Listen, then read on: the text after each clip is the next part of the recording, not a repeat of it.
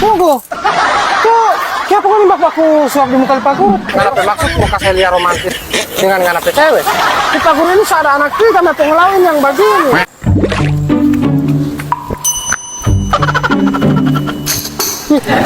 Hei Pak Guru. Hei.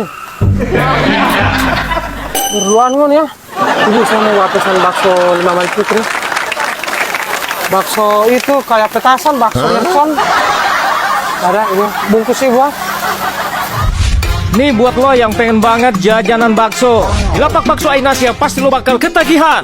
Di Ainasia banyak menu bakso yang bervariatif dan berbagai topping kekinian. Ada bakso kecil, bakso isi keju, bakso urat, tahu isi bakso, dan bakso mercon isi tetelan.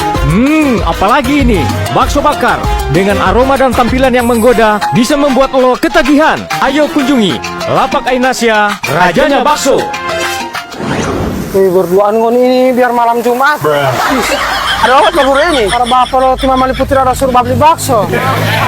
Kenapa Pak Guru sampai tahu ada lapak bakso yang enak di sini? Oh, siapa yang tidak kenal ini di Suwawa di kompleks Jembatan Merah? Lapak bakso di Ainasia. Enak-enak, baru banyak sekali rasa di sini. Timah Mali Putri paling gak suka sekali yang rasa merah. Permisi, namanya bakso bakar sama tahu bakso. Belum sapunya nih, Bu. Belum Pak.